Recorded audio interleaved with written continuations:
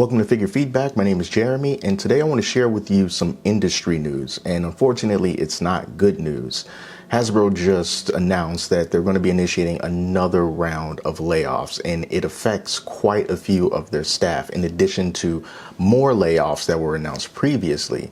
And I thought that it was necessary to talk about this in this video because while we enjoy figures, we enjoy toys, and we enjoy collecting it, I think that it's important that we take moments to recognize the people who work for these companies that make our hobby possible. So I want to share with you the news here. It's been reported by multiple reputable sources in addition to a memo from the CEO that went out to employees. So let's just take a look at CNN Business right here in their take on the story, where it says that Hasbro is slashing nearly 20% of its workforce amid an ongoing slump in toy sales. Hasbro CEO Chris Cox announced layoffs for 1,100 workers in a Monday memo to employees, cuts which come in addition to the roughly 800 jobs eliminated earlier this year. And Cox said that the decision to reduce Hasbro workforce was made in light of market headwinds proving to be, quote, stronger and more persistent than planned. So a quote attributed to him says that we anticipated the first 3 quarters to be challenging, particularly in toys, where the market is coming off historic pandemic-driven highs. While we have made some important progress across our organization, the headwinds we saw through the first 9 months of the year have continued into holiday and are likely to persist into 2024. So some Hasbro employees will find out whether a job has been eliminated this week, and the rest of the layoffs will happen over the course of the next 6 months. So as we know, toy sales tend to be up near the holiday season, but right now that's not the case for Hasbro. It says here that layoffs of the toy company come after Hasbro cut its full year revenue guidance in October, just before the holiday season, which is usually the strongest sale period for toy makers. On the company's earnings call, Hasbro's chief financial officer, Gina Goder, not sure how to pronounce her name, I apologize, warned that the company was seeing broader toy category declines.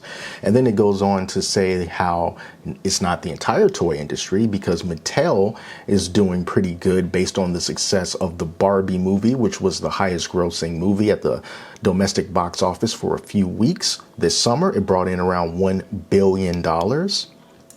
And in an effort for Hasbro to try to make more money, try to retain some of what it does have, it is going to be selling its E1 film and TV business to Lionsgate for approximately $500 million. And it will also shut down its Providence, Rhode Island offices at the end of 2025 in January.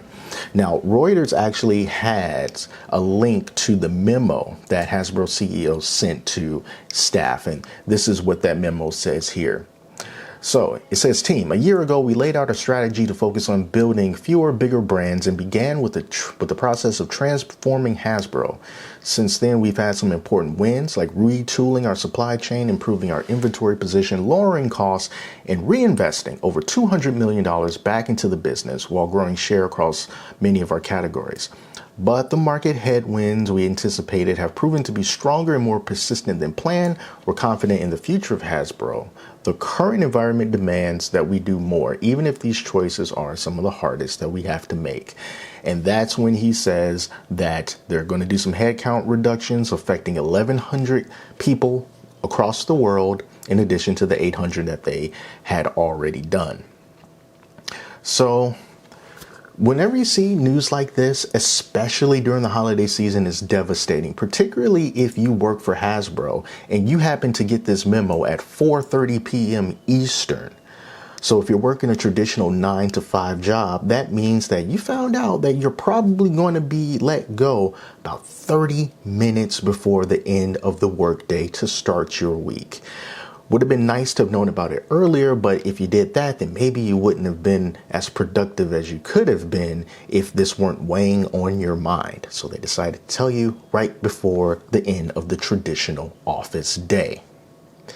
if there's any good news to come out of this whole thing, is that the people who are going to be let go aren't going to be just thrown out into the street, figuratively speaking. Hasbro is going to put together severance packages and things like employment assistance to help them out along their way. And it's estimated that's going to cost them between $175 to $200 million once it's all said and done.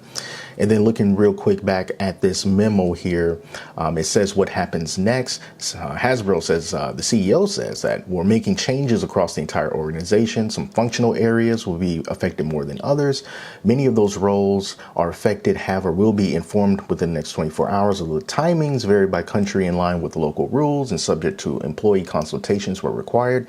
This includes team members who raised their hands to step down from their roles at the end of the year as part of our voluntary early retirement program in the United States. We're immensely grateful for these colleagues for their many years of dedication, and we wish them all the best.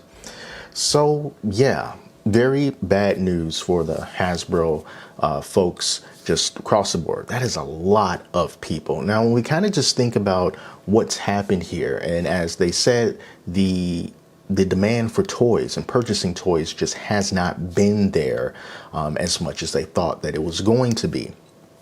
And so you start to think about, well, what's the reason for that? Well, you just kind of look around you. Everything costs so much more money these days, more than they did just a few years ago. And some of that was attributed to inflation, okay, but then also, in my personal opinion, most of it was just due to pure outright greed on the part of companies who just want to squeeze as much money as they possibly can out of us, the consumer, because no one is going to hold them responsible or hold them back from doing so. I'm not saying that's what Hasbro was doing in this case, although I am very much against when they increased the price for Marvel Legends, not just Marvel Legends, but some of their other lines as well, and did not provide anything to justify that increase in price because we weren't getting anything better in return, and the quality was not better. Things were not better, but everything was costing more money. And that really starts to affect people, and they pull back on spending. And that is very likely what at least contributed to these lower than expected sales across the board when it comes to toys. Now, I love collecting. I love toys. I have a whole channel based around it, but I'm also an advocate for the normal working class person, the little guy, the people who work every day, go into work every day, put up with all kinds of stuff in order for us to have the things that we enjoy, that we make entire hobbies out of. And it's because of that that it's really kind of sickening to know that even though a company has to lay off nearly 20% of its workforce and let them know right before Christmas, the people in charge still get to keep their jobs. The CEO still gets to keep his job, even though he's the head of a ship that has done so bad that they have miscalculated what their expected revenues and profits were going to be so badly that the only way for them to get their nose back above the water is to let go of over 1,000 people, 1,100 plus 800 people. That's the only way that they can do it.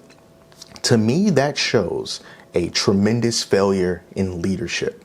I think that Hasbro has the resources in order to find out what the market wants, the trends that are occurring, and to be able to have the foresight to know what you have to do to adjust the business and to adapt to the changes and challenges that are occurring around us all the time. To simply look back at it now and say, well, that didn't go the way that we expected it to go, so we need to let go of 20% of our workforce, is just disgusting. So even though I understand layoffs happen, personally, I think when it gets to a level this big, it's a failure of leadership, and it is a clear sign that new leadership needs to be brought in. Because the people at the bottom should not have to suffer from the failures of the decisions of the folks up there. Because if it wasn't for those decisions and failing to acclimate to the environment, then perhaps these people will still have their jobs. So that's it. I hope all the people affected get back on their feet as soon as possible. And I hope that they can move on to bigger and better positions in the future that can give them more money, more stability, just more everything. My thoughts are with you guys if you see this. So thank you all so much for watching, and until next time, take care of yourselves. And I'll speak to you soon, hopefully with better news.